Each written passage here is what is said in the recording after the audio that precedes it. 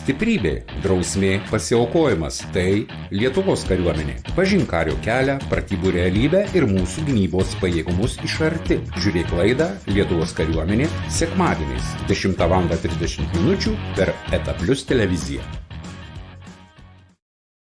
Nuoširdi, atvira, įkvepianti mama kalba laida vėl su jumis. Šį sezoną dar daugiau įdomių istorijų, naujų pokalbių ir kasdienių iššūkių. Vaikų auklėjimas, emocinė sveikata bei kasdieniai iššūkiai aktualu ne tik mamoms, bet ir tėčiams. Kiekvieną savaitę nauji pašnekovai, gyvi pokalbiai ir nuoširdūs išgyvenimai. Naujas sezonas jau netrukus.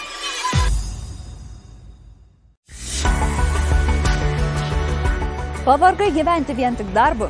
Darbas užvaldė beveik visą tavo gyvenimą? Nesiklosto santykiai su kolegomis ir bendradarbiais? Gyvenimas darbe tapo nebemielas? Įsijunk laidą Ofiso dramos. Čia tikrai išgirsi naudingų patarimų, pasisemsi įžvalgų ir kitokio požiūrio į darbą gyvenime ir gyvenimą darbe. Gyvenkime be dramos.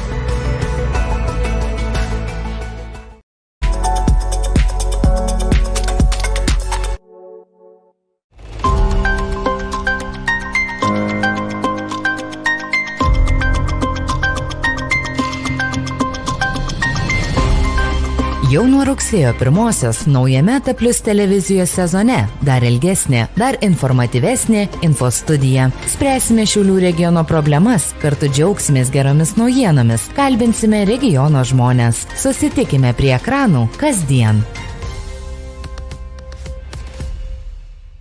Labai tave myliu. Negalėčiau be tavęs gyventi. Pažiūrėk. Į ką tu panaši, kas daugiau tave tokią mylės, jei ne aš? Vaikai liks su manimi.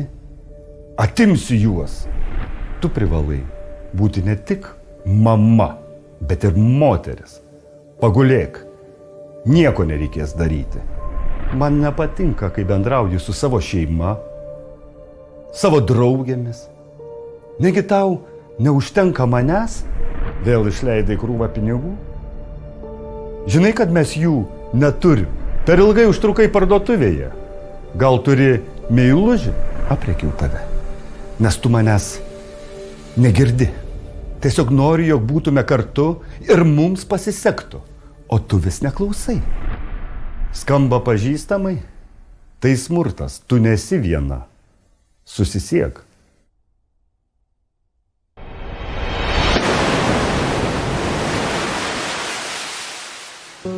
Nelauk, kol emocijos sprogs. Skambink 116 123. Vilties linija teikia emocinę paramą suaugusiesiems. Pokalbiai nemokami, anonimiški ir konfidencialūs. Linija dirba 24 valandas, 7 dienas per savaitę. Ieškantis pagalbos yra stiprus. Rėmėjas Socialinės apsaugos ir darbo ministerija.